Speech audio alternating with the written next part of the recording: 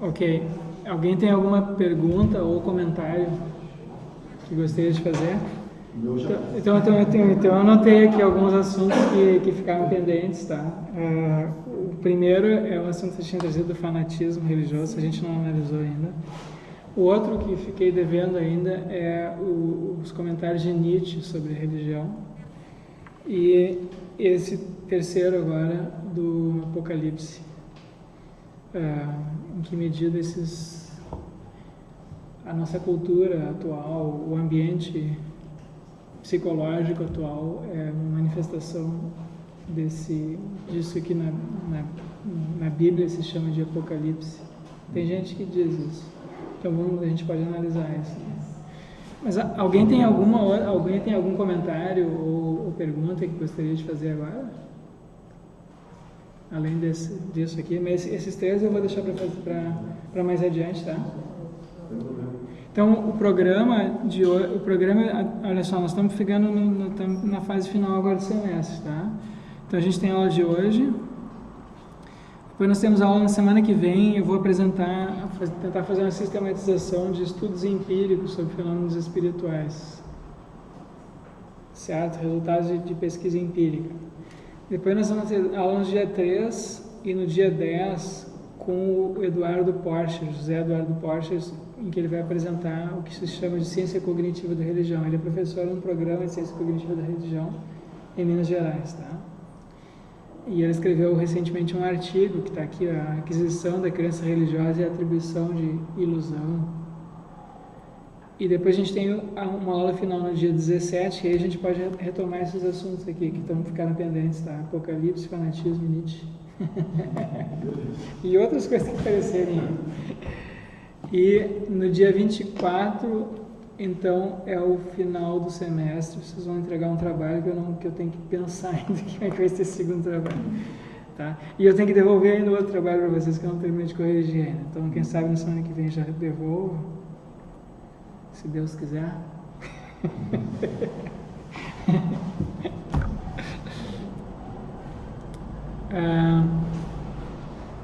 Bom, então eu queria relacionar hoje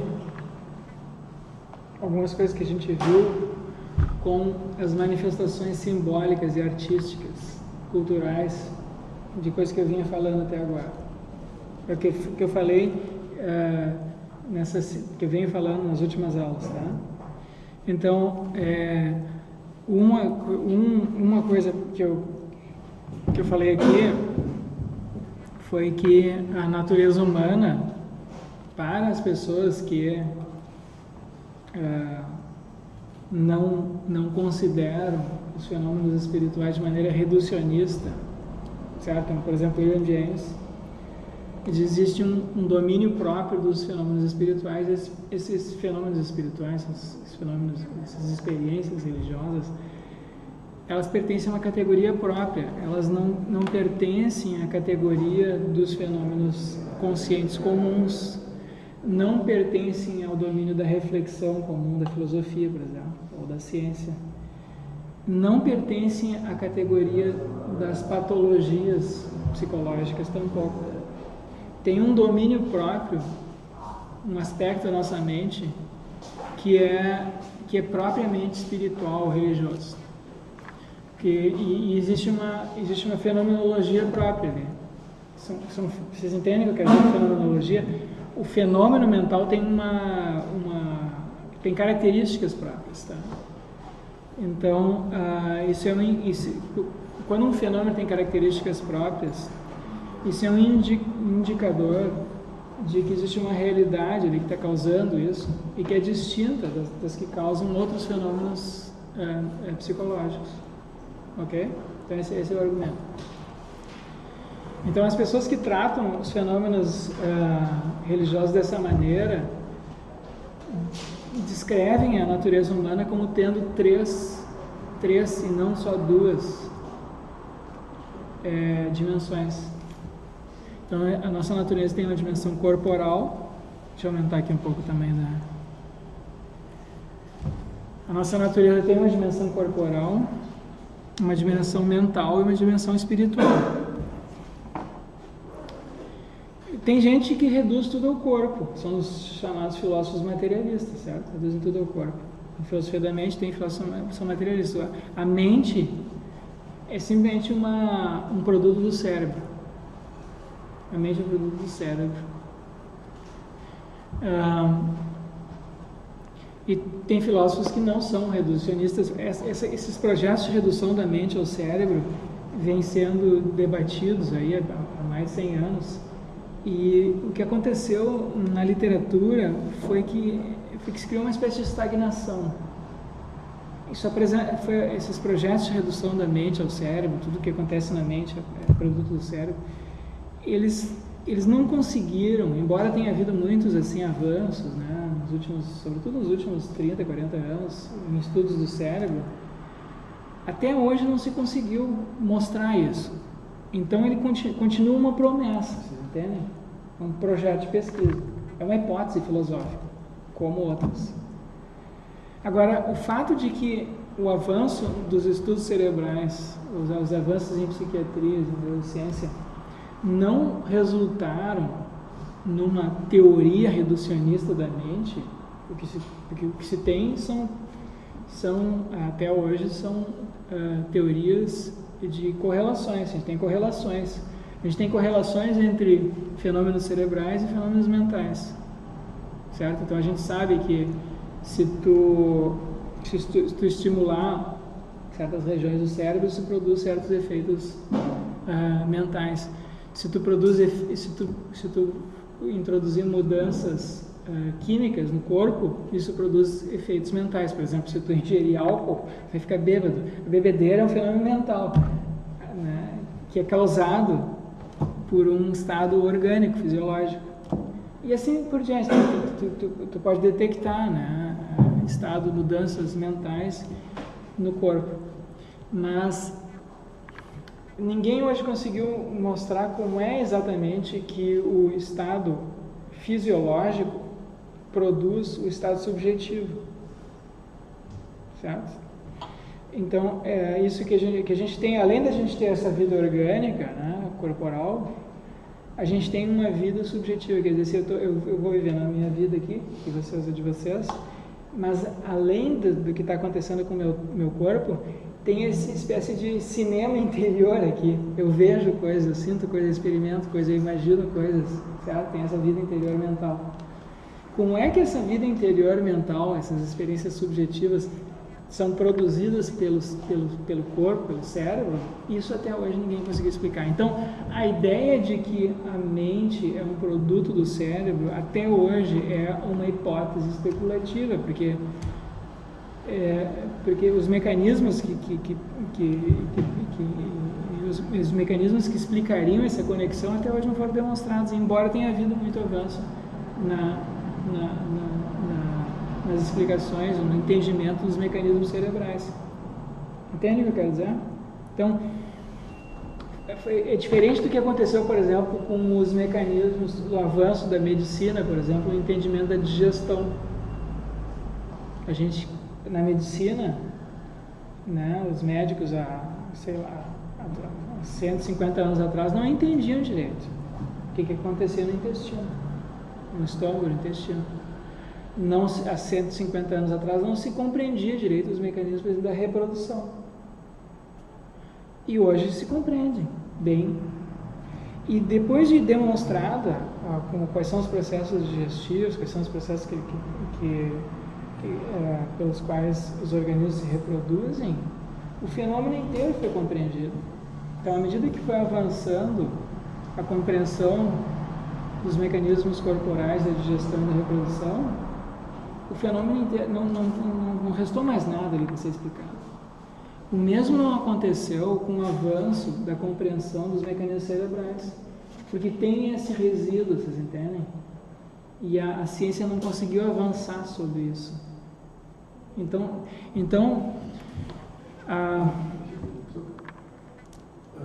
digamos que não ficou nada nessas coisas estudadas empiricamente no fenômeno tal qual. Agora, há um momento anterior até isso estar desta forma, há toda uma contraentropia, uma formação de de complexização do mais simples, isso não está muito claro para mim dentro da ciência. Não entendi. Na analogia de um gameto, de um óvulo espermatozoide, aquilo foi se tornando mais complexo, fecundou, mais complexo, e se tornou todo esse organismo, né, um fenômeno já um pouco difícil de entender, porque a entropia faz o nivelamento energético, há um contra-nivelamento energético, que formou dessa complexidade que no fim chegou no aparelho de digestão, da reprodução, né? Então, como se formou isso? Eu só estou chamando a atenção, porque não há o que fala assim, tal qual, empírico, não é digestão, não é um fenômeno reprodutivo, ok, está bem mapeado, né? Agora, isso, num determinado momento, ele se formou ali. E essa formação ainda está a desejar. Né? Aonde veio, como se formou. A origem da vida? Vamos falar só nesses processos aqui, nessa questão complexa desse organismo a partir de duas células. Sim, por exemplo, existe um domínio tão grande sobre isso que tu consegue reproduzir isso em um laboratório. Né? A criação e reprodução de células, você pode fazer fertilização in vitro. Sim. Entende? Então, os mecanismos que estão envolvidos, eles são razoavelmente bem conhecidos. É claro que tem muitas coisas que ainda no nível assim, celular, microscópico, que não são bem conhecidas. Mas os processos macroscópicos são. A coisa mecânica em si, né? Mas há toda uma força, uma energia na formação disso aí tudo. Né? Eu vejo uma coisa assim, um pouco, nem só um comentário sobre esse aspecto de como isso se formou, né? Da onde veio, né? Aí cai uma questão filosófica, ok? Sim, agora, mas é diferente, quer ver, olha só o que aconteceu. No século XIX, ninguém não se sabia como é que funcionava a reprodução, né? Como é que o corpo crescia, por que o corpo envelhecia, não se sabia nada disso. E o conhecimento, por exemplo, do sistema imunológico era desconhecido. Não se conheciam bactérias, ninguém sabia nada de bactérias. Então, os processos microscópicos eram todos desconhecidos no século XIX. Não havia microscópio. Então, havia duas grandes escolas de pensamento naquela época, e escolas filosóficas na ciência, na biologia, que eram os chamados mecanicistas de um lado e os vitalistas de outro. E então os debates se colocavam nesses termos. E havia gente que dizia, não, os processos corporais são todos mecânicos, como as engrenagens de um relógio, só que são engrenagens muito sofisticadas e a gente não conhece os detalhes. Mas era uma aposta que o corpo funciona como uma engrenagem de um relógio. E por outro lado haviam os chamados vitalistas. Os vitalistas diziam, não é uma engrenagem, é uma engrenagem com um espírito, com um princípio vital. Bom, o que aconteceu depois do descoberta dos mecanismos genéticos? Quando a genética começou a entrar em cena, no final do século XIX, no século XX, acabou essa discussão. Não tem mais vitalistas e mecanicistas em biologia. Todo mundo é geneticista. Entendeu? Porque a gente tem agora uma explicação integrada dos fenômenos e tu não precisa... Porque essas duas outras hipóteses anteriores eram hipóteses especulativas. Na verdade, eles estavam postulando aqui porque ninguém sabia como é que funcionava. Depois que os mecanismos passaram a ser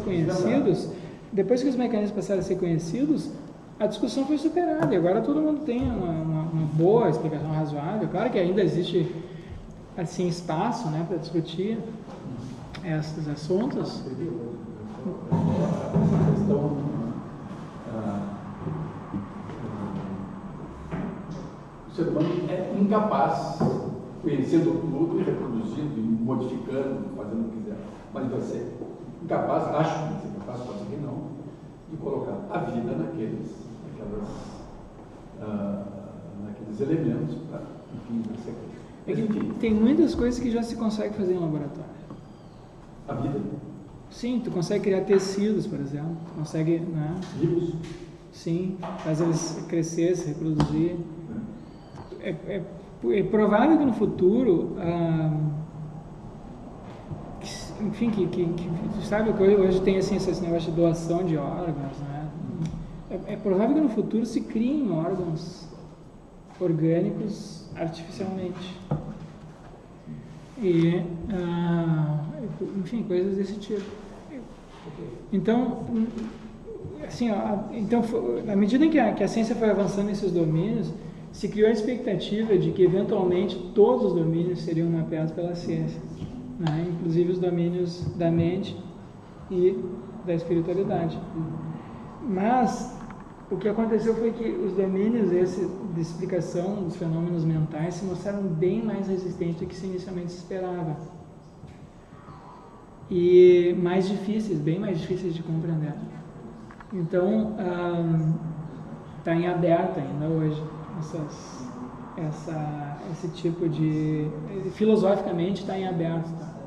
Então, o fato de haver essa resistência, né, à redução nos domínios mentais é um indício, né, de que pode haver alguma coisa ali diferente desses outros fenômenos corporais. E a mesma coisa com relação aos fenômenos espirituais. Eles têm uma complexidade, uma fenomenologia, uma dinâmica ali que é própria deles e que se mostra resistente a esse tipo de redução. Entendem o que eu quero dizer? Tá. Então, mas enfim, é claro que filosoficamente alguém pode, porque assim, filosoficamente quando a gente vai abstraindo, criando assim, eu diria que os fenômenos religiosos podem parecer algo como um conceito de mistério, algo que só pode ser conseguido quando experienciado. Como é que é? A pessoa só consegue descrever os fenômenos religiosos participando deles. É uma coisa que quem está de fora não consegue vislumbrar. Sim, mas isso não é nenhuma... As experiências, isso não é exclusivo dos fenômenos religiosos. Sim.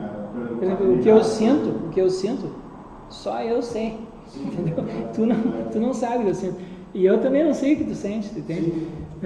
Então, as experiências subjetivas em geral são desse tipo. Mas, por exemplo, tem outros exemplos da paternidade, por exemplo. A pessoa nunca sabe o que é ser pai porque tem um filho. Sim. E é algo similar, assim, né? Sim, mas isso, a pessoa nunca sabe o que é ser apaixonada se nunca se apaixonou. Sim. A pessoa nunca sabe o que é perder um filho se nunca perdeu um filho. Um parente, um pai, uma mãe. Enfim, tu nunca sabe qual é o gosto de uma maçã e até tu morder uma maçã, entendeu? Sim. Porque tu pode ler uma descrição de alguém que provou uma maçã, uma fruta que tu nunca comeste, uma jaca, sei lá. Quem aqui já comeu jaca? Jaca, então. Quem nunca comeu jaca não é um gosto horroroso, entendeu? Isso que é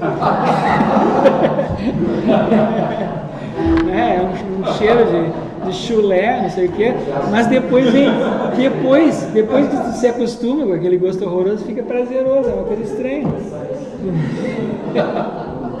né?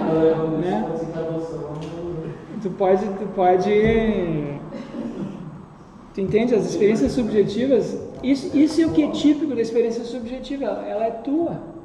Ela é uma coisa que acontece no teu cineminha mental interior aqui. Sim.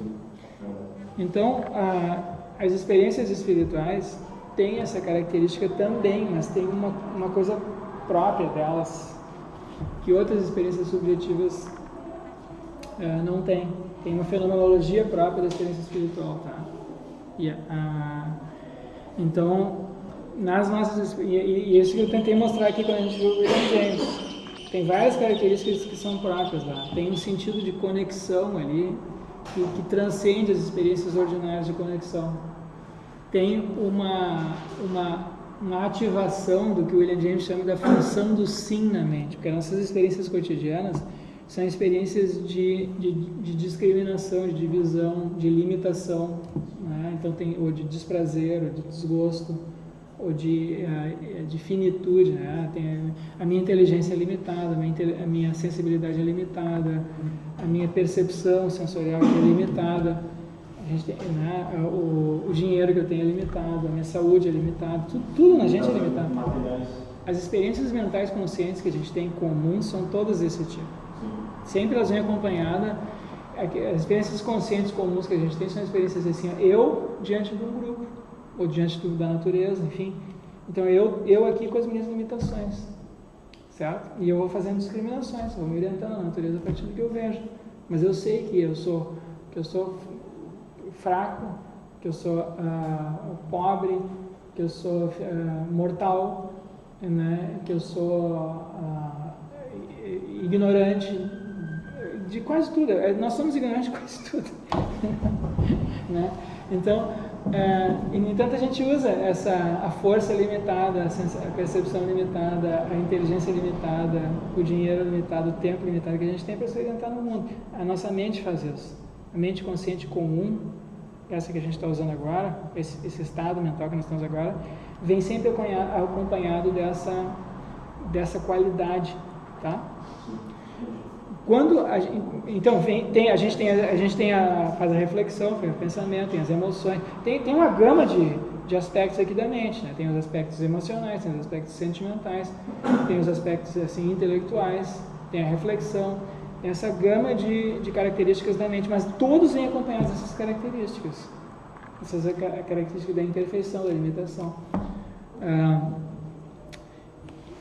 Quando a experiência espiritual, ela preserva o caráter, ela também, como os fenômenos mentais, tem um aspecto subjetivo, mas a qualidade dela é diferente, porque nas experiências espirituais tu tem a experiência de conexão e de superação dessas limitações. Então tu tem a experiência, o mundo se apresenta para ti não da maneira como ele se apresenta durante a experiência comum, porque na experiência comum ele se apresenta, a gente se apresenta diante, a gente percebe o mundo e percebe a si mesmo como estando limitado, finito no mundo. E na experiência espiritual a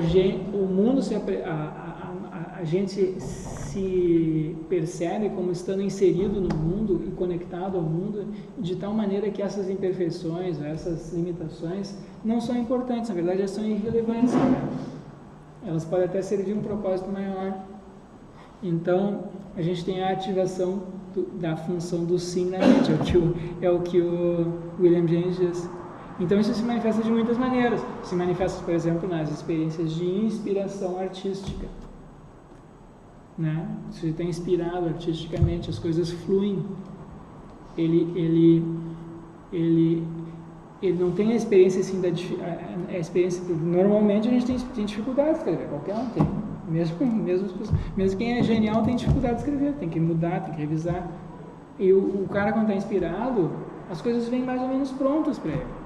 De onde é que está vendo isso? Isso assim, tem uma vez eu vi uma entrevista do Paul McCartney. Vocês sabem quem é o Paul McCartney? É um artista muito famoso do século passado. O Paul McCartney.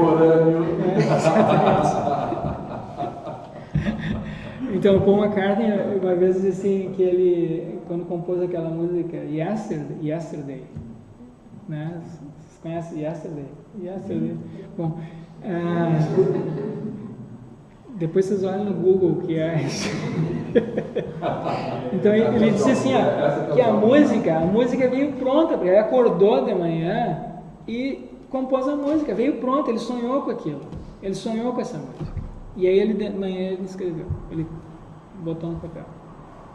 E aí ele disse assim, mas entende, ele não fez nenhum esforço, não teve nenhum esforço. Assim, e para ele foi tão surpreendente aquilo, que ele começou a perguntar, vem cá, vocês já ouviram essa música? Para os outros, ele liga, né? Já ouviram essa música antes? Começou para os amigos dele. Já ouviram essa música antes? Porque de repente ele achou que ele estava se lembrando, né? De uma música que ele já tinha escutado. E não se lembrava de ter escutado. Então ele começou a perguntar para as pessoas, você já ouviu essa música antes? Já ouviu essa música antes? Veio pronta para ele. É um fenômeno de inspiração. Você entende? É uma experiência de... Tu não tem... A dificuldade não se apresenta. A dificuldade comum, nossa, aqui, do ônibus fazendo barulho aqui quando eu estou falando, da luz fraca, não se apresenta nessas horas, tá? Então tem os fenômenos de inspiração. Tem os fenômenos aquele de superconsciência, de samadhi, de nirvana, né? Ou de transcendência na tradição cristã, a oração da união que fala Santa Teresa d'Ávila, certo? E a gente tem os graus diferentes disso que o William James escreveu, né? Tem os graus mínimos, os graus máximos, a gente tem experiências comuns disso, em que não se apresenta de maneira tão perfeita. A gente tem assim uma espécie de vislumbre, de relance, né? Que nem na poesia do Carlos Drummond de Andrade, A Máquina do Mundo, está caminhando lá e de repente ele teve um vislumbre disso. Ele teve um vislumbre ali, a máquina do mundo se abriu, mas depois ele continuou o caminho dele, quer dizer, foi um relance, foi uma coisa assim, foi uma experiência assim, muito fragmentada, mas ele teve um vislumbre ali disso, entende? Essa experiência, do que poderia ter sido, né? De como é o mundo dessa perspectiva. E depois se fechou de novo, ele continuou no caminho dele, certo? Então, a fenomenologia da experiência espiritual, religiosa, é diferente da fenomenologia da experiência consciente, reflexiva, do pensamento, ou dos sentimentos comuns que a gente, das emoções, sentimentos comuns que a gente tem. Tem uma fenomenologia própria, tá? Então, isso leva o William James e outras pessoas, né, as pessoas que fazem parte dessas tradições espirituais. Vocês pegam, por exemplo, eu mencionei aqui antes o Yogananda, né, é um que diz isso. Vocês pegam o Yogananda, ele diz, tem 3 aspectos na natureza, mas tem 3 aspectos. Não tem 1 nem 2, tem 3. Tem o corpo, tem a mente, tem o espírito. E cada um tem uma fenomenologia própria, certo? Então, tem experiências típicas de cada um, em cada um desses domínios. Então, o nosso corpo tem tem a fisiologia, tem os automatismos corporais, né? O nosso sistema imunológico funciona por conta própria, a gente não tem consciência disso. As unhas, os nossos cabelos crescem sem que a gente tenha controle sobre isso. A reação do nosso corpo à temperatura é mais ou menos automática, né? A gente regula a temperatura do corpo mais ou menos automaticamente. A gente tem os mecanismos de eu ingiro um alimento, eu não faço a menor ideia do que acontece. Como é que isso é metabolizado, né? Então isso tudo funciona, tem uma dinâmica própria, é um fenômeno distinto dos fenômenos mentais. Os fenômenos mentais são os fenômenos da reflexão, dos sentimentos, das emoções. Claro que tem coisas no nosso corpo que produzem as emoções, não é? Mas então, tem acho que algumas religiões que ainda faz mais uma diferenciação entre corpo, mente e espírito, e ainda emoção e sentimento, como, né, não sendo parte nem da mente nem do espírito, vai ser de conexão, uma coisa assim, né? Sim. Pois então, assim, eu acho que isso é uma tese, assim, agora de filosofia geral, não específica aqui, tá? Eu acho que se tu quiser, tu pode elaborar uma teoria e dizer isso aqui, uma teoria monista de tudo, e aí dentro desse monismo, tudo é uma coisa só, e aí tem subcategorias, como faz Spinoza talvez, né, que tudo é Deus, e aí tu tem as manifestações particulares de Deus. Nós, por exemplo, seríamos, certo? Certo?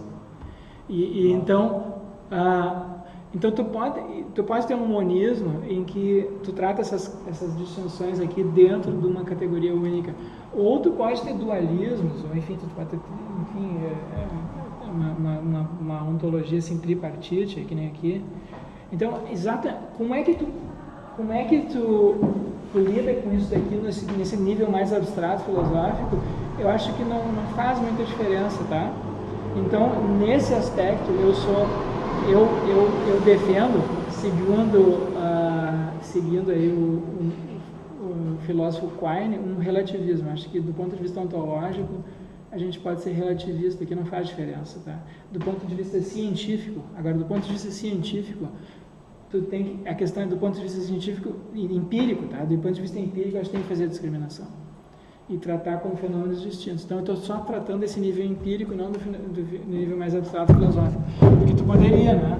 Eu acho que se tu unifica isso aqui tudo numa coisa só, ou mantém essas divisões no nível assim, metafísico, aí eu acho que não faz muita diferença. Eu acho que tu pode traduzir de um sistema para outro sem modificar empiricamente aqui o resultado. Mas esse é outro assunto, tá? Isso é um assunto de metafísica, né? Não de filosofia da religião. Né? Isso é interessante comentar como é que o Spinoza pensa essa... Porque ele separado aí, né? Apesar de ele achar que é monismo, tudo vem de Deus, o corpo só pode produzir alterações corporais e a mente só pode causar alterações mentais. Não há uma ligação corpo e mente, uma modificação, há uma correspondência. Quando Deus se expressa por todos os seus atributos, né? Corpo, mente. Mas o pensamento não pode, para ele, não poderia causar uma alteração no corpo, nem vice-versa. Mas acontece. Existe só uma substância. Não tem interação entre corpo e mente. Não haveria interação entre corpo e mente. Não teria esse problema do hiato explicativo atual, né? Não existe caso.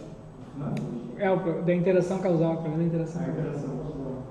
Então, tá, mas então tu mencionaste, tem algumas teorias, ou teologias que introduzem categorias separadas aqui para emoções e sentimentos. Pode ser, tá? Mas eu tô colocando aqui porque eu acho que da maneira como eu estou classificando aqui, e eu estou usando aqui o material esse que eu li, que eu indiquei para vocês da biologia e da psicologia, emoções e sentimentos aparecem nos 3 níveis aqui, porque tem um registro corporal das emoções, né? Então, por exemplo, quando a gente sente medo, a gente não existe a emoção as emoções básicas nossas, a alegria, o medo, o nojo, a tristeza e a raiva. Essas emoções básicas só acontecem quando há um registro corporal. Então, isso é o que o William James diz. Ele diz assim, olha, não faz sentido tu dizer que uma pessoa tá com medo se o corpo dela está todo relaxado. O medo não é só não tem como ser só uma experiência subjetiva. A emoção é sempre uma percepção do que está acontecendo com o corpo. A mesma coisa a alegria. Tu nunca vai dizer que uma pessoa está alegre se ela não está manifestando fisicamente a alegria. Se ela está chorando, por exemplo, tu não vai dizer que ela está alegre. Então, existe uma dimensão corporal nas emoções, a mesma coisa com os sentimentos, tá? Mas, uma vez que a gente adquiriu essa capacidade para ter emoções, porque tem por exemplo, as plantas ali não parece ter muita emoção, parece ter uma vida emocional muito ativa, né? Ou formigas, por exemplo, não parece ter vida emocional, mas não tem, né? Porque a formiga, né, tá comendo tá cortando lá uma planta e tu corta o rabo dela, ela continua comendo a planta, quer dizer, é uma coisa estranha, né? Se a gente não chamaria isso. Se tu quiser usar a palavra emoção para falar do que está acontecendo ali com a formiga, tu até pode, mas é uma coisa muito diferente, é um fenômeno empírico muito diferente do que a gente chama de emoções quando fala das nossas emoções, né? Então, mamíferos em geral têm emoções parecidas com as nossas, cachorro, gato, né? Eles têm medo, eles manifestam fisicamente o medo, ou a alegria, ou a tristeza, né? Então, enfim,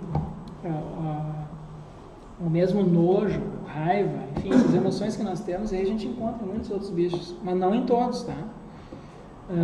Mas enfim, o que é peculiar em nós é que a gente tem isso, na evolução da nossa espécie, né? A gente acrescentou essa segunda camada aqui da nossa natureza, e aí essas emoções agora têm uma tradução mental, então a gente se emociona por coisas que a gente imagina. Isso os outros bichos não fazem. A gente vai no cinema, lê um livro, ou mesmo só pensando sozinho, tu ativa fisicamente emoções no teu corpo. Então a mente agora afeta o corpo nesse sentido, né? E a mesma coisa, a gente tem emoções ligadas à espiritualidade, emoções assim de transcendência, de união, de conexão, que são superlativas em relação a essas outras. Essas outras aí são todas sempre limitadas, parciais, né? Essas emoções que são produzidas em experiências espirituais são de um tipo qualitativo diferente. Então o William James fala, por exemplo, lembro do tipo de alegria, ou do tipo de aceitação, né, que a gente encontra, da aceitação da vida, do universo, que a gente encontra nas pessoas religiosas, e o tipo de aceitação da vida, ou de conformidade à vida, que a gente encontra nas pessoas que são levadas a aceitarem a vida por um raciocínio mental. Então, ele compara a aceitação estoica dos infortúnios, né? Caiu um raio na tua casa, acabou com a casa, matou tua família, tu tá doente, não sei o quê. Sempre, todo mundo tem seus sofrimentos pessoais aí na sua família e tal, e a gente tem maneiras diferentes de lidar com isso. Então, uma maneira de lidar com isso é tu não lida, tu entra em desespero, tu nega, ou tu pode eventualmente, pela reflexão, dizer, olha, é assim que a vida é assim que a vida é, eu aceito a vida, apesar dela ser sofrida, né? Eu aceito, porque se eu não aceitar vai ser pior ainda, entendeu? Então, além de eu ter o raio caindo na minha casa, e ela acabou com a minha fortuna, e a minha saúde, não sei mais o que, agora eu vou ter mais esse sofrimento psicológico, né, de não aceitar. Isso vai ser o pior ainda para mim e para as pessoas também. Então é melhor eu aceitar. Então isso é um raciocínio, vocês entendem? E aí o William James, com as pessoas que são religiosas, não é assim. Elas têm uma aceitação apaixonada, incondicional da vida, não é uma aceitação condicional ou fria, é uma aceitação quente. Elas não estão sendo levadas aquilo por um raciocínio. Tem algo mais que está acontecendo ali. O que é esse algo mais? É essas experiências que as pessoas estão tendo. São experiências em que o mundo não se apresenta para elas como ele se apresenta na experiência consciente, como sendo limitado, parcial, travado, as coisas não fluem, tem sempre problemas. Nossa experiência consciente é sempre uma experiência problemática, de problemas, tá? E a nossa mente, a reflexão consciente, o pensamento, ela se sai muito bem na resolução de problemas. Mas então, o que se apresenta para nós cotidianamente são problemas. Entende o que eu quero dizer?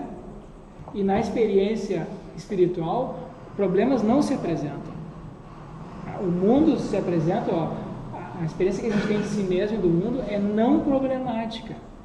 As coisas fluem, as coisas estão perfeitas, as coisas estão em harmonia, embora pareçam para a mente consciente que não seja assim, tá? Então a fenomenologia é diferente. Tá? E o ponto importante do William James é o seguinte: nós temos todos essas três dimensões. Empiricamente a gente tem os três tipos de dinâmicas funcionando simultaneamente em nós. A nossa natureza compreende esses três aspectos, certo? Então, eu mencionei na aula passada também que existe uma evolução biológica, né, da espécie humana e que, enfim, que a gente pode encontrar uma história, a gente pode bolar, né, hipóteses sobre a evolução biológica disso. É claro que isso é tudo especulativo também, porque nós não sabemos direito o que aconteceu lá no período paleolítico, né? A gente tem, os indícios que nós temos são muito esparsos, então essa é uma história também especulativa. A gente sabe que nós somos muito diferentes dos nossos parentes mais próximos, os primatas, aqui os chimpanzés, tá? Porque a gente tem essa mente bem mais desenvolvida que eles, e a gente tem essas experiências espirituais. A gente não tem nenhum indício de que eles tenham esse tipo de experiência. Nós temos, tá? Mas então a gente pode elaborar, assim, retrospectivamente, uma história de como é que isso pode ter acontecido. E tem gente que vem fazendo isso, tá? Então, no que diz respeito à evolução da mente humana, eu indiquei para vocês aqui o livro do Thomas Ello, tem também o livro do Franz de Waal, tem os livros do material do Robert Sapolsky. Então, é gente que tem trabalhado com isso na psicologia e na biologia. O que eles dizem é que a nossa mente, a história da evolução humana, a história da evolução biológica dos seres humanos é uma história da seleção para a cooperação, de uma adaptação para a cooperação. Nós fomos, a pressão seletiva que levou à evolução das nossas características mentais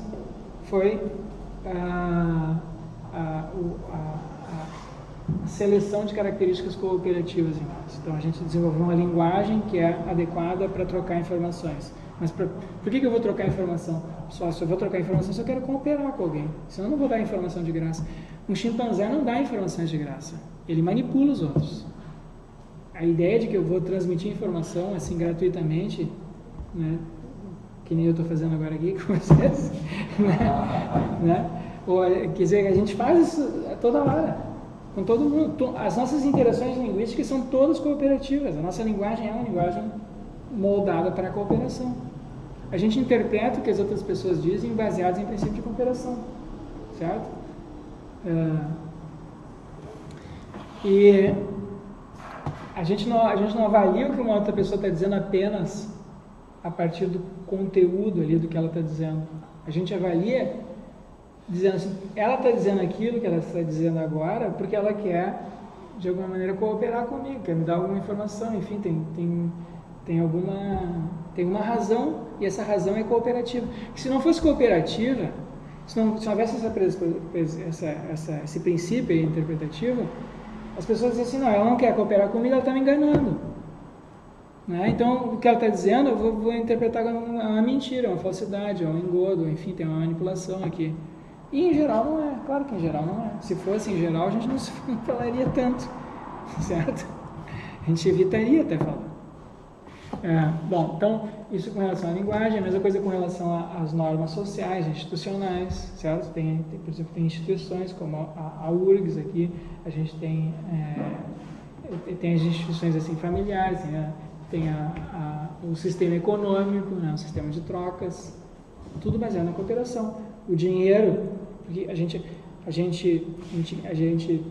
troca mercadorias usando dinheiro, mas isso pressupõe também cooperação. As partes envolvidas têm que todas concordar que aquele pedaço de papel vale, né, aquelas mercadorias ali. Então isso também é cooperativo. Então toda a nossa vida social é uma vida cooperativa. Nós temos divisão do trabalho nas pessoas. Por exemplo, aqui, nós não produzimos os nossos alimentos que a gente consome. Não é? Se você for no restaurante ali, tem a pessoa que cozinha para ti. Então, vocês entendem, umas pessoas fazem umas coisas, outras fazem outras. Isso também é um tipo de cooperação.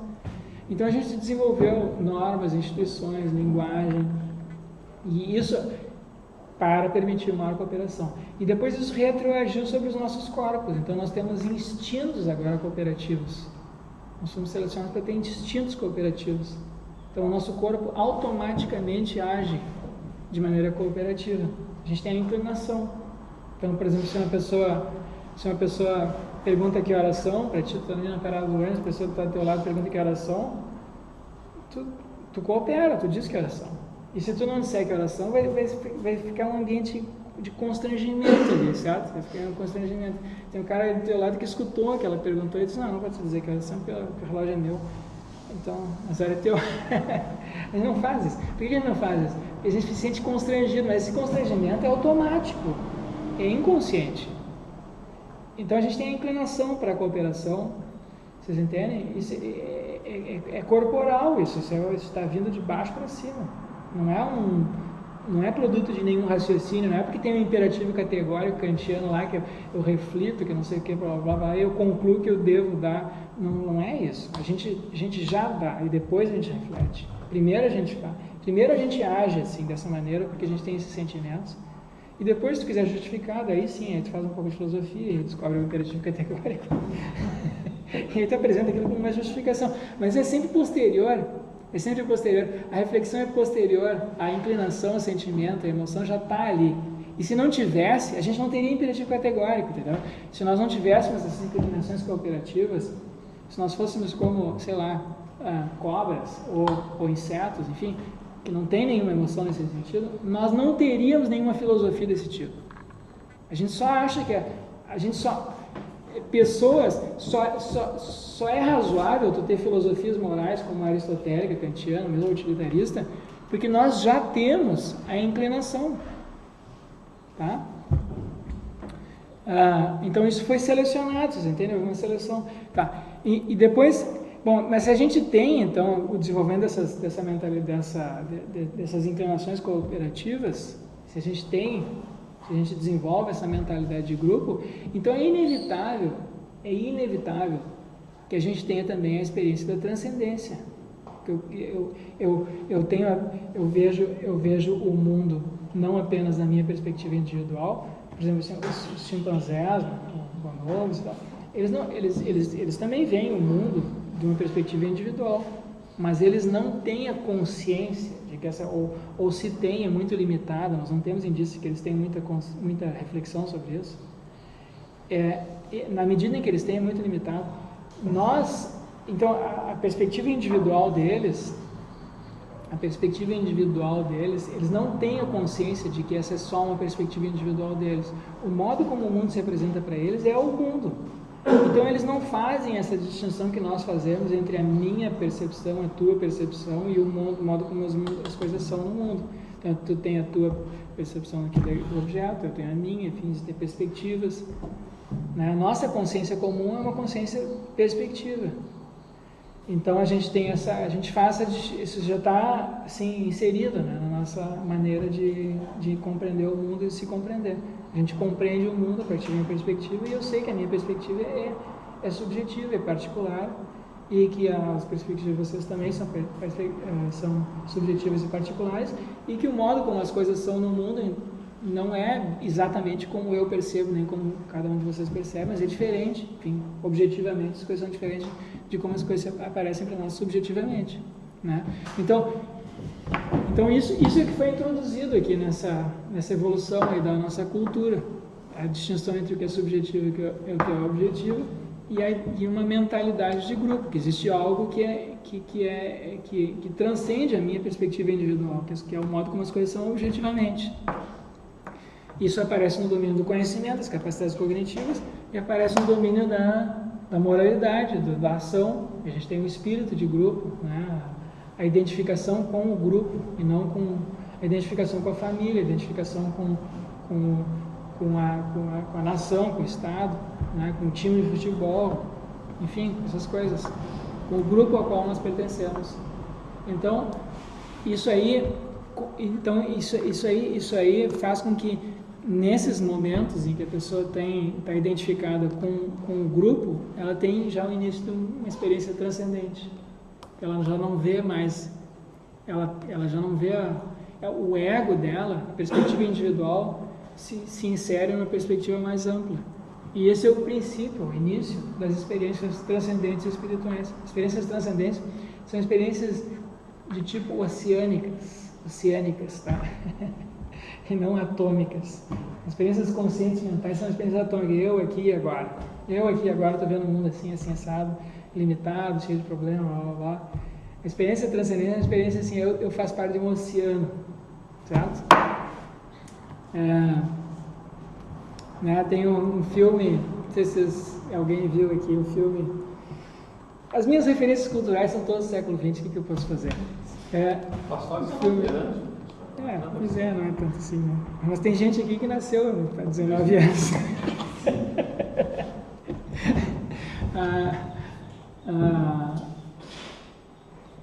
Tem um filme chamado Sansara, um filme é um filme de um sujeito que faz um monge tibetano. Ele fica anos, os tibetanos têm essas meditações assim, bem radicais, né? Ficam anos meditando, fica isolado num lugar meditando durante anos. 3 anos, 3 meses, 3 dias. Exatamente.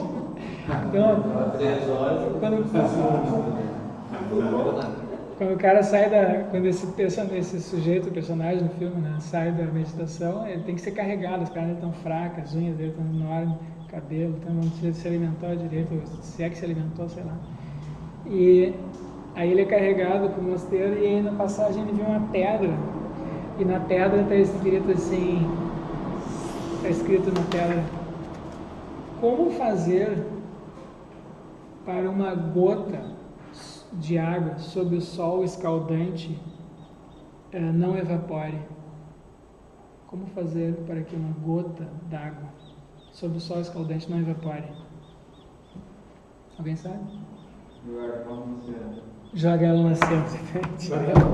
Joga ela no oceano. joga ela no oceano, você joga água, né? Então,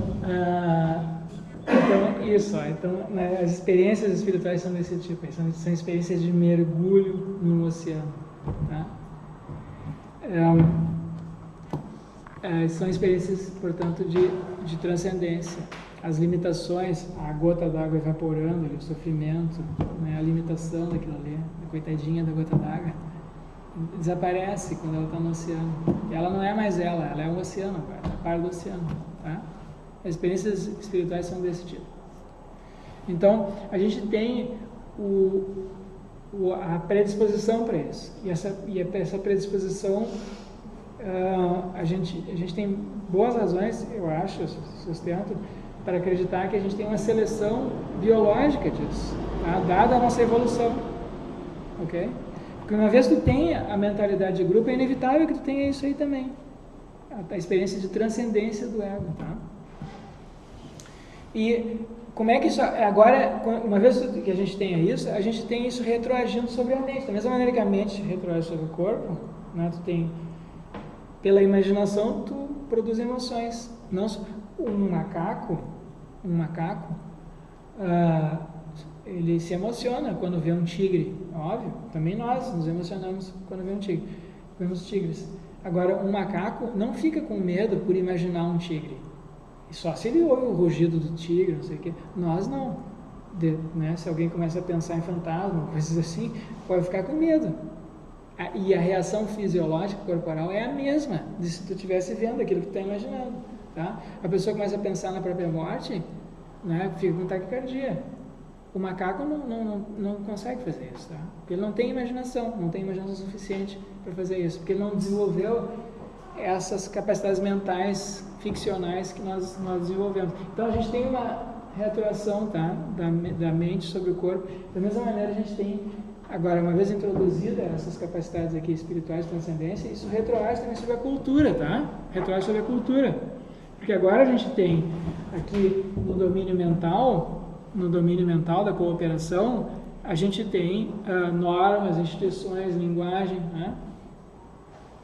E quando a gente introduz essas experiências espirituais, agora a gente tem uma instância superior que avalia as nossas normas, que avalia o nosso comportamento. Então eu posso dizer coisas do tipo assim, ó, que nem na história aquela de Antígona, né? Assim, as leis dizem isso, que eu não, né, dizem alguma coisa, mas existe algo que é mais importante que as leis, que as normas, que é o direito sagrado, o direito divino, certo? Então tem experiências espirituais que já tem coisas que são mais importantes do que aquilo que é valorizado pelo grupo. Tem coisas que estão acima do grupo.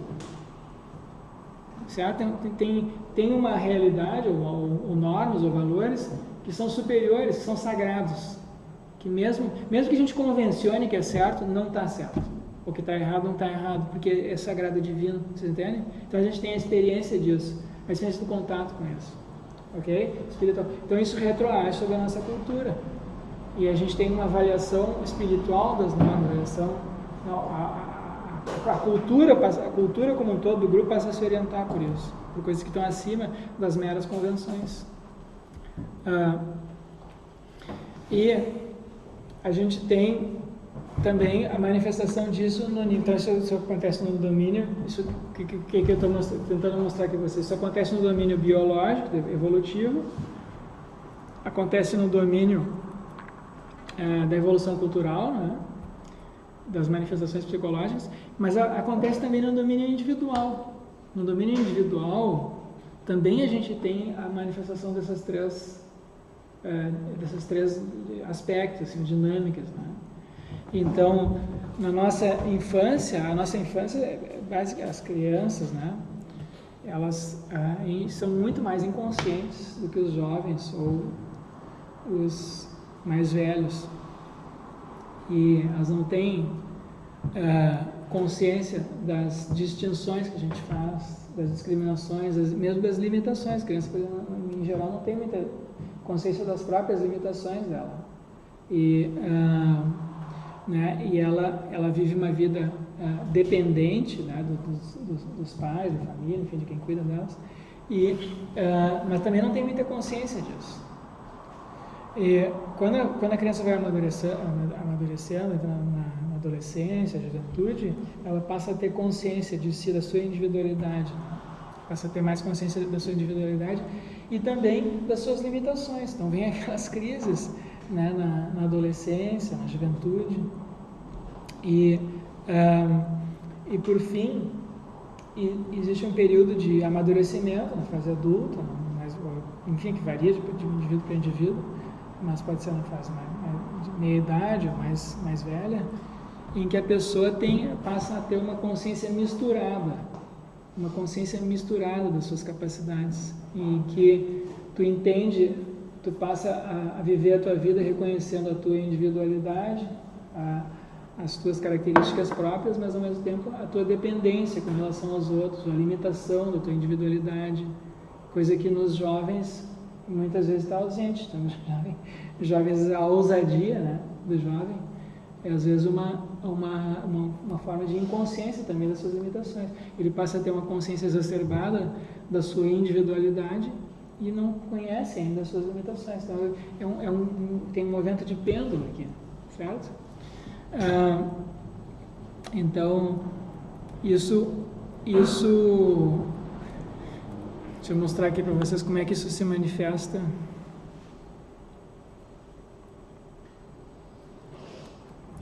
Como é que isso se manifesta simbolicamente? Então, simbolicamente, existem essas imagens que são recorrentes em muitas culturas. Isso aqui aparece, esse símbolo aqui, isso aqui se chama uróboro, uma cobra mordendo o próprio rabo, às vezes um dragão mordendo o próprio rabo. E isso a gente tem manifestações disso em culturas diferentes, tá? E é um símbolo de uma unidade, mas uma unidade meio inconsciente, que não faz discriminações, está tudo contido ali, o bicho está contido em si mesmo.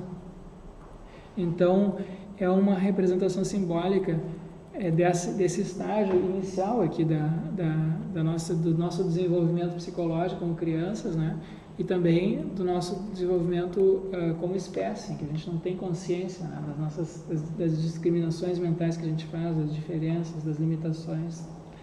O que a gente percebe, o que uma criança percebe, a criança quando percebe um objeto, para ela não faz a distinção, a criança pequena, entre a minha percepção subjetiva do objeto e o objeto como ele é, ou a percepção que as outras pessoas fazem do objeto. Para ela, que ela está percebendo ali, é assim que o mundo é. E outros primatas, macacos, então, por exemplo, a criança não tem a capacidade, a criança pequena, nesses 4 anos, não tem a capacidade de identificar mentiras, por exemplo. Ela não sabe que é uma mentira, ela é incapaz de mentir, porque ela não tem ela não consegue conceber antes dos 4 anos, ou muito raramente antes dos 4 anos, ela não consegue conceber a ideia de que uma outra pessoa tenha pensamento, tenha uma vida subjetiva diferente da dela. Ela não faz a distinção entre o que é subjetivo e o que é objetivo, vocês entendem? E a gente também, os nossos antepassados também, os nossos parentes aí, primatas, também não fazem essa distinção. Eles não têm o que se chama de teoria da mente, eles não identificam mentiras. Os macacos, os bonobos, os chimpanzés não identificam mentiras. Então, a percepção, é uma percepção subjetiva, a partir de uma perspectiva, mas eles não têm consciência que aquela percepção do mundo é uma percepção a partir de uma perspectiva individual. Então, o que a criança vê, ou o que o macaco, o chimpanzé vê, é assim que as coisas são, ok? A consciência é uma consciência, embora perspectiva, mas sem consciência de que seja perspectiva. O mundo se apresenta como uma totalidade a partir da minha é uma espécie de solipsismo, tá? Então, vejam que simbolicamente, isso tem algumas representações imagéticas, né, do Jardim do Éden, do livro do Gênesis na Bíblia, em que são representados assim também, no Éden, antes do pecado, antes da consciência do bem e do mal, antes de Adão ter mordido a fruta da árvore do conhecimento. O que é o conhecimento? O conhecimento, a mente, é através do conhecimento da mente que a gente faz discriminações, certo? Então, antes disso, não tem discriminações, não tem bem nem mal, não tem verdadeiro nem falso, não tem bonito nem feio. A pessoa anda pelada, não tem consciência, como uma criança, como os nossos antepassados. Então, aqui a gente tem uma representação, isso aqui, do Jardim do Éden, como esse círculo aí,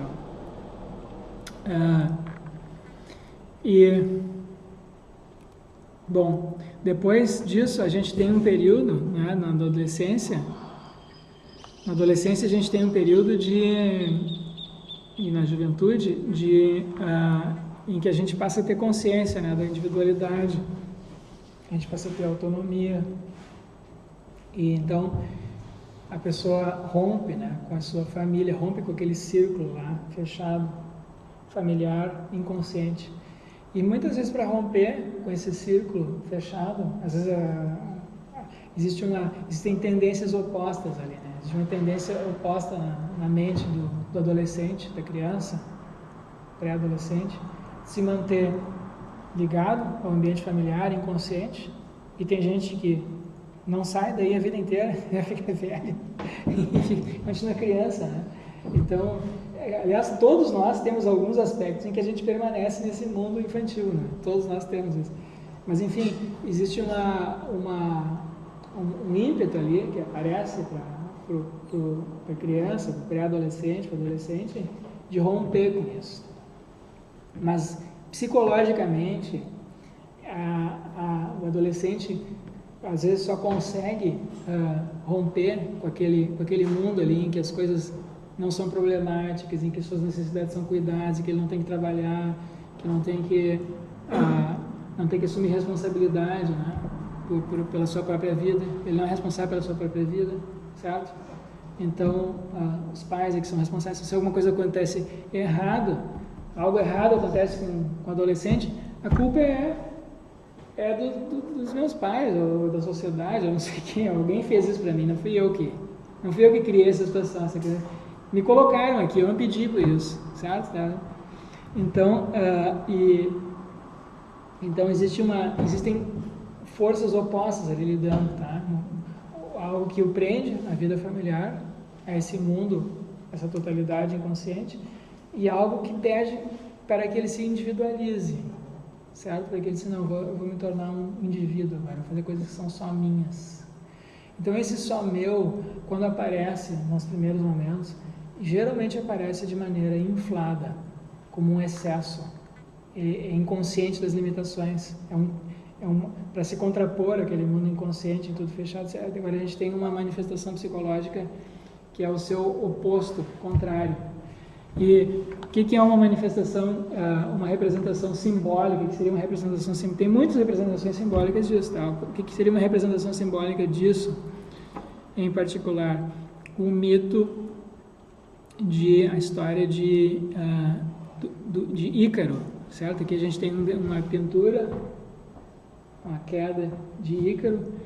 Como é que é a história de Ícaro? Não está se afogando ali o Ícaro? Tá ali o Ícaro, cadê? Acho que essa imagem não está muito boa aqui, não estou conseguindo chegar onde é que está. Aqui? Tá. Então, Dédalo e seu filho Ícaro estavam aprisionados em Creta, na ilha de Creta. Dédalo fez para si e para o filho um par de asas. Com elas eles conseguiriam escapar da ilha. Dédalo tinha advertido seu filho: não voe muito alto, ou o sol vai derreter a cera de suas asas e você cairá. Também, aqui essa é uma versão reduzida, tá? Também diz, não voa muito baixo, porque as asas vão molhar na água, vão ficar pesadas, vai cair. Então tem que voar no meio. Tem que ser prudente, caminho do meio. Mas o jovem não quer saber disso, né? Dédalo aristotélico. Signo é um mito, entende? Então isso é algo, é um padrão. Isso aqui, o que eu queria mostrar para vocês é o seguinte, olha. Histórias desse tipo tem em todas as culturas. São histórias que traduzem assim, uma espécie de sabedoria, como é que fornecem um guia sobre qual é a maneira correta de viver a juventude e amadurecer, tá? Para não se perder. não foi muito alto, o sol vai deter sua cera e a cera de suas asas e você cairá. Siga-me bem de perto. Não trace seu próprio curso. Você tem que seguir o mais velho, a tradição. Mas, claro. Mas Ícaro ficou tão animado com o fato de poder voar que esqueceu a advertência do pai e seguiu seu próprio rumo. Voou alto demais, a cera das arras derreteu e ele caiu no mar. Então essa é a história, todos nós passamos por isso, história do ego inflado, certo? A pessoa que quer se afirmar, para se afirmar ela tem que romper com as amarras psicológicas do passado, então ela infla, ela atribui a si capacidades que ela não tem. Isso que se apresenta como limitação, que os outros também dizem que é limitação, não é uma limitação para mim aqui. Então, essa aqui é uma história mal sucedida do ego inflado. A história bem sucedida do ego inflado são as histórias de heróis, certo? O herói que enfrenta o dragão. Também o herói faz uma coisa que está além das suas capacidades, ele não reconhece o limite, porque o que é um ser humano perto de um dragão? Entendeu? Quais são as chances razoáveis de um ser humano lutando com um dragão? Vejam o que acontece quando os seres humanos lutam com dragões no Game of Thrones. Não tem chance. Não tem chance. O ser humano não tem chance contra um dragão. Certo? Porque o poder do dragão é sobre-humano. Então, mas o herói enfrenta o dragão e vence o dragão. Então, ele também tem um ego inflado. Ele precisa, para vencer o dragão, ele precisa de um ego inflado, senão ele não faria. Então, essa dinâmica é inevitável, vocês entendem? Esse é o ponto. Essa dinâmica psicológica é inevitável. Todo mundo passa por isso. Para romper com o estágio anterior, tu tem que passar por essa inflação. Mas, se tu passa pela inflação, depois vem a queda. Se tu passa pela inflação, vem a queda. E a gente tem muitas histórias da queda. A queda, essa aqui é a queda. Então, aqui que é a queda?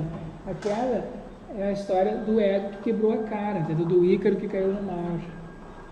É a sensação de que tu tá sozinho no mundo. É a sensação de que é a experiência de estar desconectado, de ter perdido essa conexão, porque aqui, ó, esse ambiente do Robles lá é um ambiente divino, é um ambiente que as coisas estão perfeitas, são harmoniosas, em que não tem problemas, e quando tem problema é outro preocupado, não sei eu. Não tem desarmonia aqui, certo? E quando a pessoa tem a queda, ela tem a sensação, bom, agora não apenas há desarmonia, mas eu estou do lado errado aqui desse conflito, tem essa divisão, eu estou do lado errado, estou isolado. Então, um exemplo de uma história desse tipo, de queda, a história de Caim e Abel. Essa aqui é uma representação, uma pintura aqui das oferendas, né, que fizeram Caim e Abel. Então, isso é uma história do Gênesis também. Caim e Abel, o homem. Então, logo depois de Adão e Eva serem expulsos do paraíso, vem em seguida ali na sequência, tá? Do Gênesis. Então, o Adão morde a maçã e então adquire conhecimento do bem e do mal, faz distinções. Ele é expulso do paraíso. Ele é expulso do paraíso porque agora tem o inferno das distinções, o inferno da mente, certo? O inferno das discriminações. A vida se apresenta para nós de maneira problemática. A reflexão apresenta para nós problemas. Então o primeiro, bom, o que acontece em seguida? O homem conheceu Eva, que conheceu literalmente aqui o conhecer em sentido bíblico, né? O homem conheceu Eva, o homem aqui é o Adão. Ela concebeu e deu à luz Caim. E disse: adquiri um homem com a ajuda de Javé. Depois ela deu também à luz Abel, irmão de Caim. Abel, então esses aqui foram os dois primeiros seres humanos nascidos de ventre humano na história no Antigo Testamento.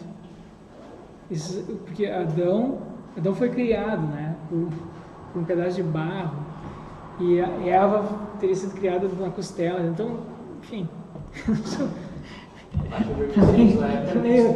São seres meio sobrenaturais. Esses aqui não. Esses aqui são seres humanos. Mas como é que são? Olha que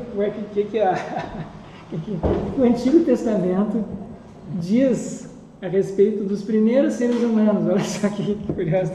Qual é que é a natureza humana? Humana mesmo, não Adão e Eva. Adão e Eva são meio sobrenaturais, são criações. Esses aqui são criações humanas. Quem que são os primeiros seres humanos? Então, Abel tornou-se pastor de ovelhas e Caim cultivava o solo. Passado o tempo, Caim apresentou os produtos do solo em oferenda a Yahvé. Então esse aqui é o quadro, esse aqui que eu tinha mostrado.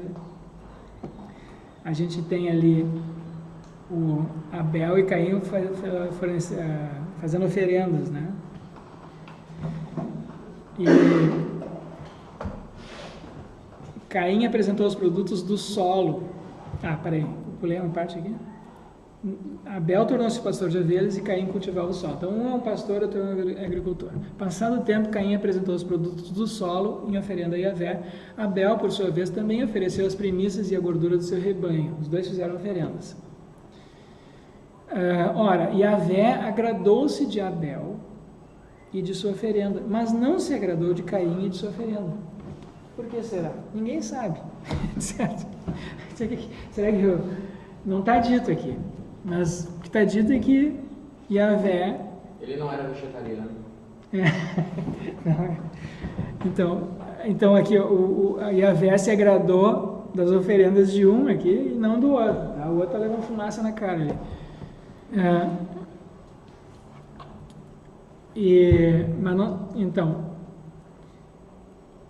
Mas não se agradou de Caim e de sua oferenda, e Caim ficou muito irritado e com o rosto abatido.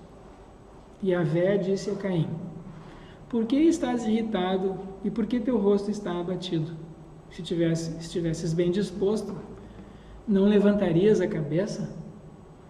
Mas, se não estás bem disposto, não jaz o pecado à porta, como animal acuado que te espreita e podes acaso dominá-lo? Então, se tu está abatido e mal disposto, é isso que está dizendo, se está mal disposto, será que tu vai conseguir dominar esse animal acuado aí que dá indisposição?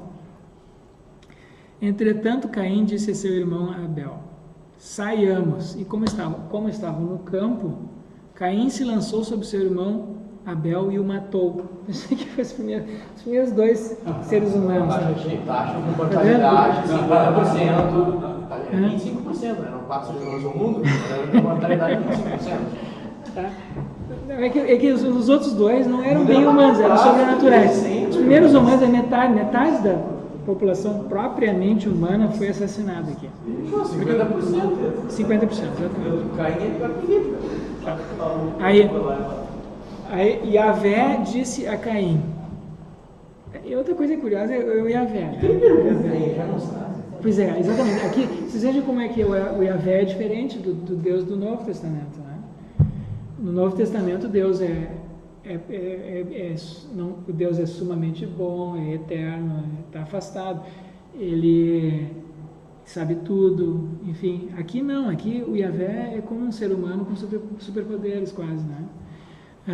Yahvé disse a Caim, a imagem de Deus no Antigo Testamento é bem diferente da imagem de Deus no Novo Testamento. Então, sim, isso tem uma mudança na imagem de Deus. Tá? Yahvé disse a Caim: onde está teu irmão Abel? E ele respondeu: não sei. Mentiu.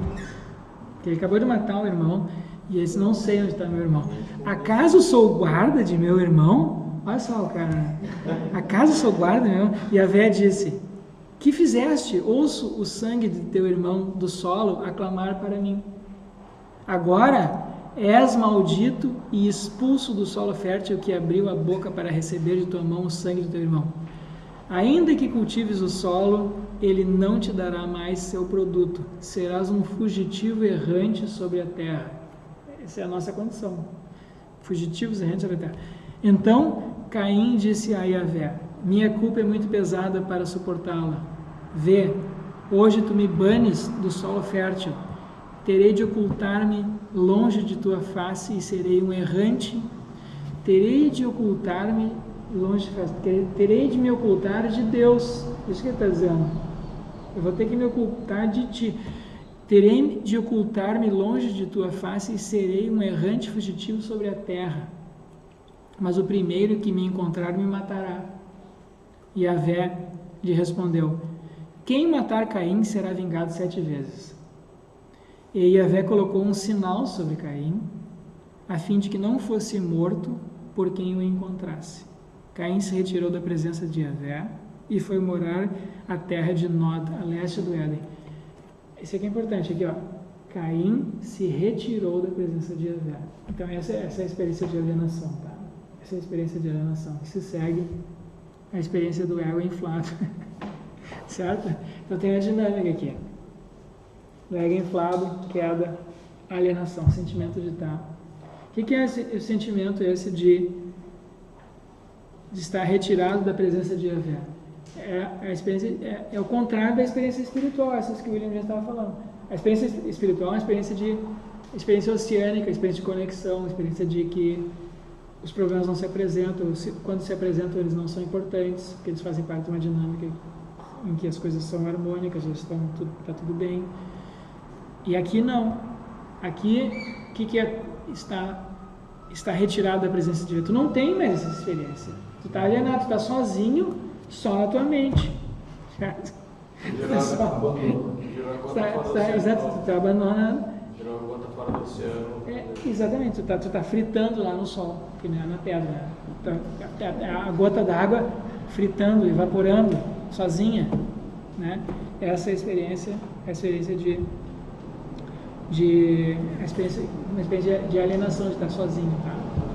E, de novo, a gente tem o registro disso em muitas culturas. Tem a dinâmica psicológica. Essa dinâmica psicológica é universal, vocês entendem? Tem a dinâmica. Existe a dinâmica assim, corporal, nascimento, crescimento, reprodução, velhice, morte. Tem a dinâmica mental, os problemas mentais, e tem uma dinâmica espiritual aqui. A dinâmica espiritual é essa aqui, tá? E depois a gente tem as experiências do reencontro consigo mesmo, certo? As experiências são as experiências espirituais que acontecem no amadurecimento do indivíduo, certo? Então a gente passa por experiências desse tipo. Todos nós passamos por experiências desse tipo aqui, experiência de estar sozinho, de que a vida não faz sentido, de que o mundo é um conjunto de problemas insolúveis, de que a minha vida, de que eu não presto, de que por mais, enfim, a gente tem muitas manifestações disso em vários aspectos aí da nossa vida. Mas a gente pode ter, né? É claro que a gente pode ter a experiência do reencontro, essas experiências espirituais. Aqui a gente tem a escultura aqui do êxtase de Santa Teresa, né? Então, vamos fazer um intervalo curto de 10 minutos, são 6 horas agora. Daqui a pouco eu continuo.